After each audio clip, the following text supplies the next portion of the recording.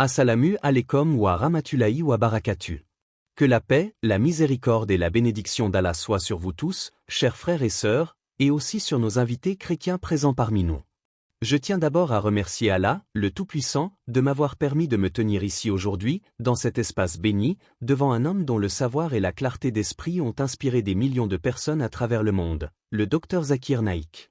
Je m'appelle Idriss, je suis étudiant en ingénierie informatique et comme beaucoup de jeunes de ma génération, je m'intéresse de près à tout ce qui touche à la technologie, et en particulier à ce qu'on appelle aujourd'hui l'intelligence artificielle ou IA.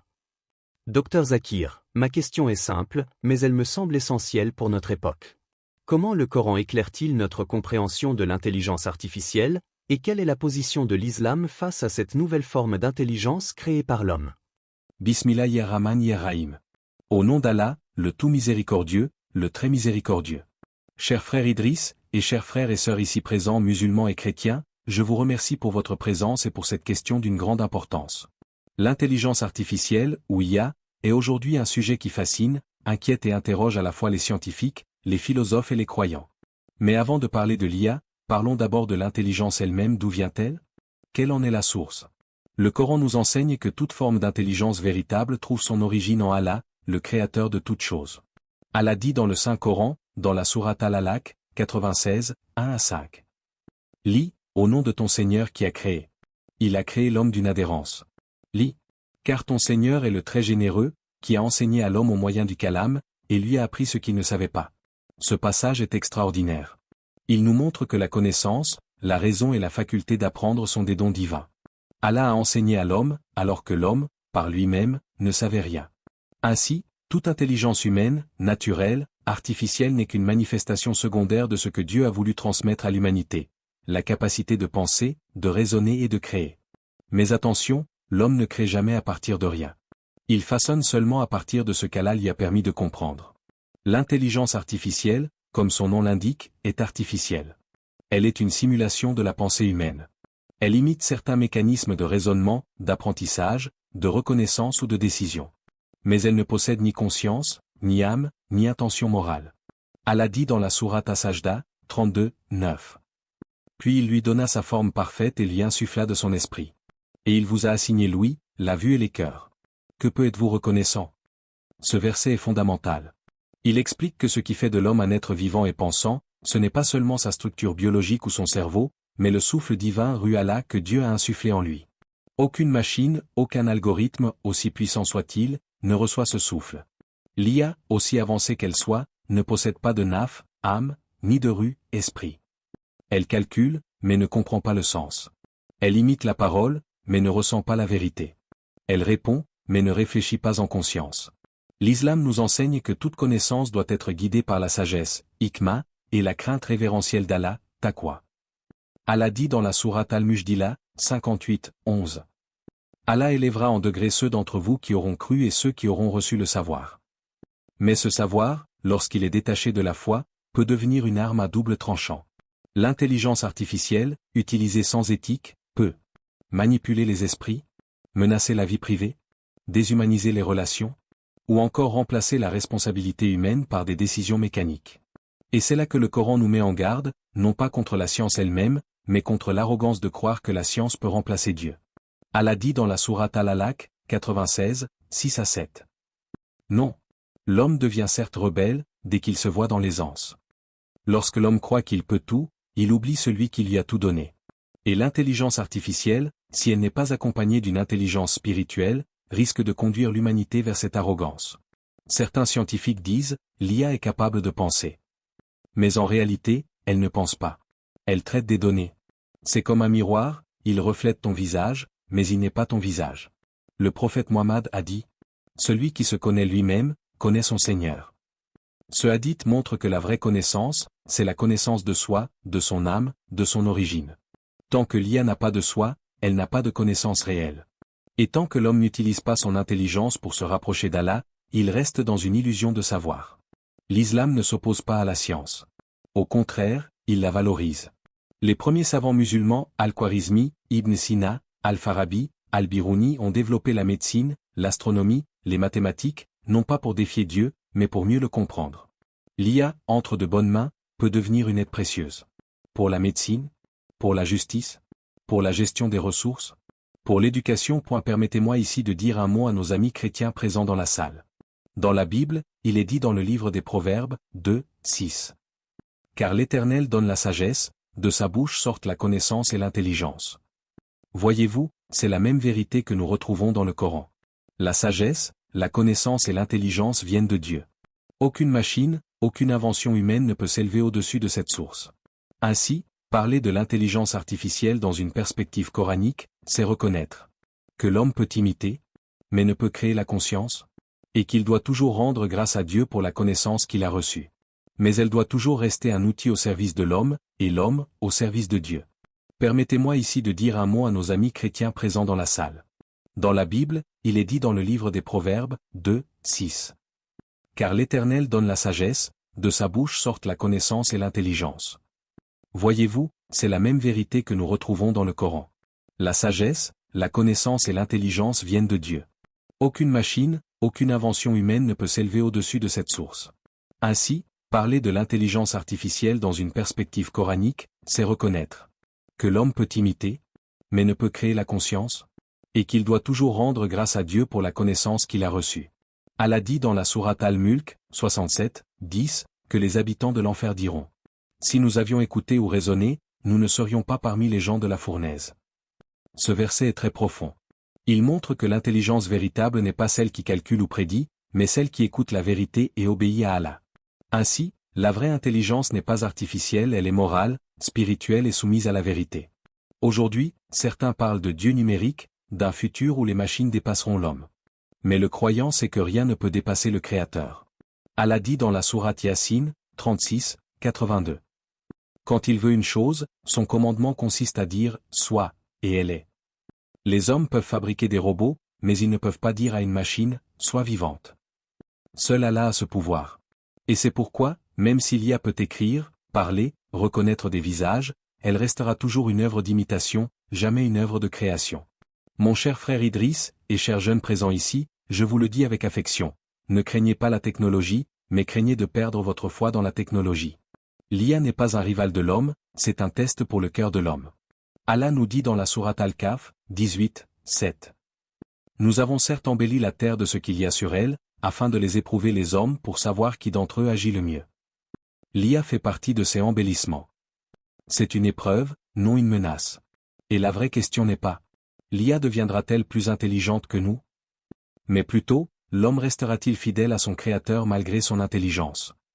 Comme je le disais précédemment, mes chers frères et sœurs, l'intelligence artificielle n'est pas en soi une menace, mais un test pour la foi et la sagesse de l'homme. Permettez-moi maintenant d'approfondir cette réflexion en l'élargissant au dialogue entre l'islam et le christianisme, car beaucoup de nos amis chrétiens ici présents partagent, sans parfois le savoir, une vision spirituelle très proche de la nôtre concernant l'origine de la connaissance et de la raison. Dans la Bible, dans le livre de la Genèse, il est écrit que Dieu a créé l'homme à son image. Certains comprennent cette expression comme une ressemblance physique, mais la plupart des théologiens s'accordent à dire que cela signifie que l'homme possède une part de conscience, de raison et de moralité que Dieu lui a insufflée.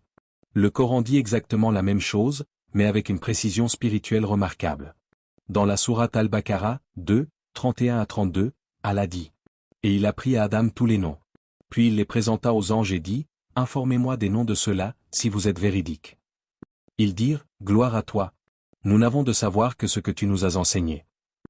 Ce verset montre que la connaissance est un privilège spirituel, un dépôt divin confié à l'homme. Et les anges eux-mêmes reconnaissent que seul Allah détient la source du savoir. Ainsi, dans les deux traditions islamiques et chrétiennes, la raison humaine vient de Dieu, et non de la matière.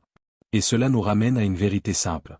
Si la connaissance est un don, elle doit être utilisée selon la volonté du donateur. Aujourd'hui, certains scientifiques, fascinés par la puissance de leurs algorithmes, commencent à parler de créer la vie numérique. Ils veulent construire des machines capables d'apprendre, de sentir, voire de décider par elles-mêmes. Mais souvenons-nous, cette ambition n'est pas nouvelle. Elle remonte à Iblis, le diable, qui, par orgueil, a refusé de se soumettre à Adam. Allah nous rapporte dans la sourate Sad, 38, 71 à 76, que lorsque Dieu créa Adam de terre et lui insuffla de son esprit, il ordonna aux anges de se prosterner. Tous se prosternèrent, sauf Iblis, qui dit: je suis meilleur que lui. Tu m'as créé de feu, et tu l'as créé d'argile.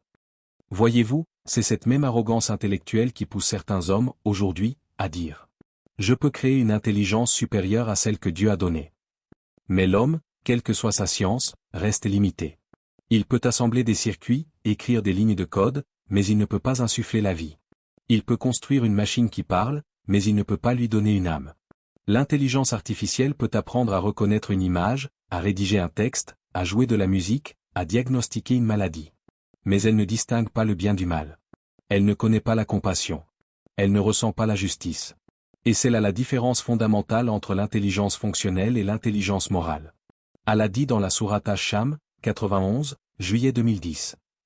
Et par l'âme est celui qui l'a harmonieusement façonné, et lui a inspiré son immoralité et sa piété.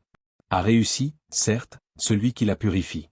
Et a perdu, certes, celui qui la corrompt. Aucune machine ne peut être purifiée. Aucune intelligence artificielle ne peut être guidée par la foi. Seul l'être humain, doté d'une âme, est capable de moralité.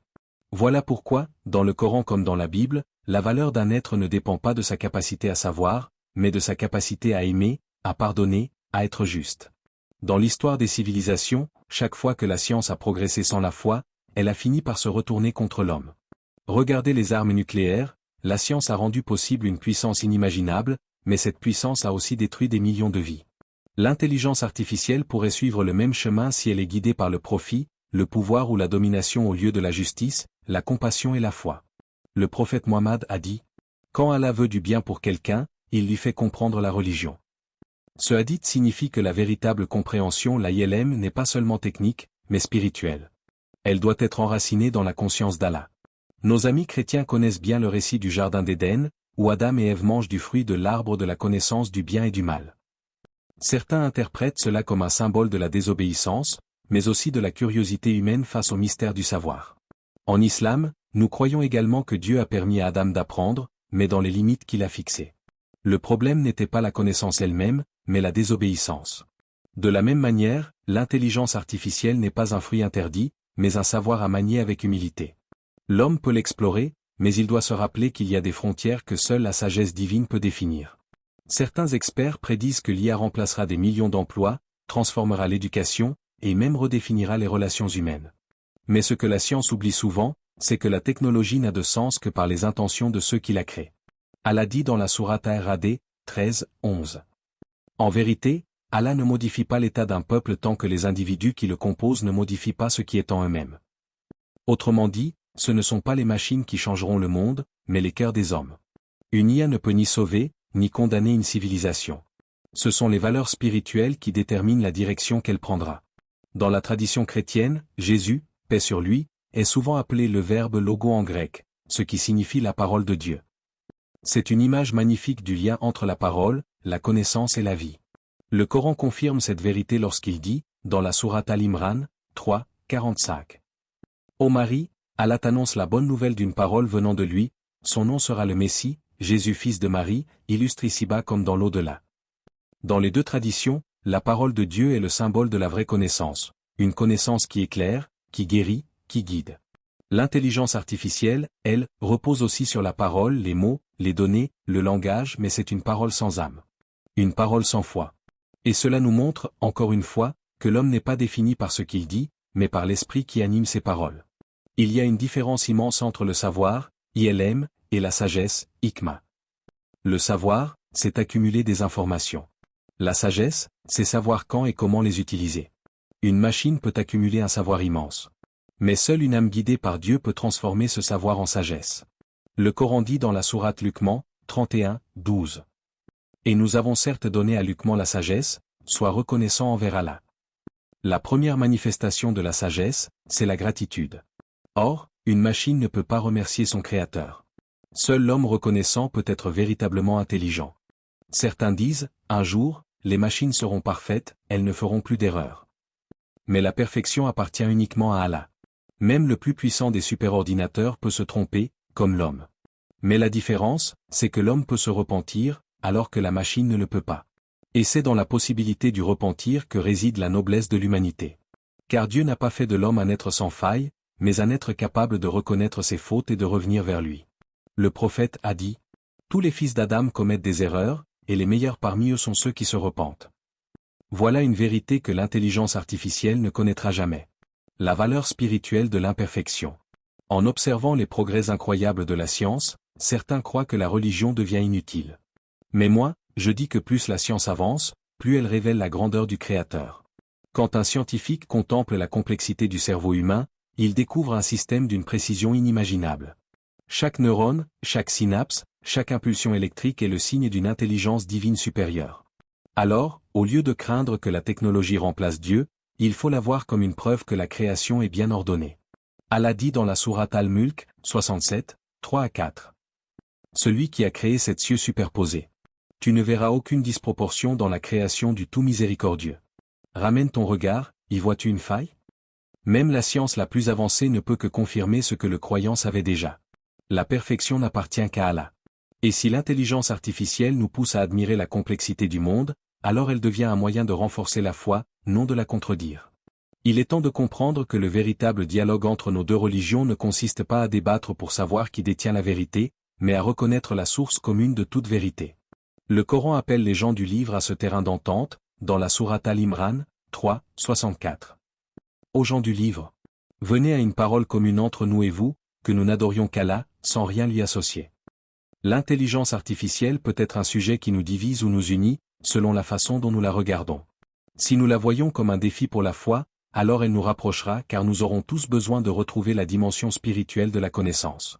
Musulmans, chrétiens, juifs, croyants de toute tradition, tous reconnaissent, dans leurs écritures, que Dieu seul est la source de l'intelligence véritable.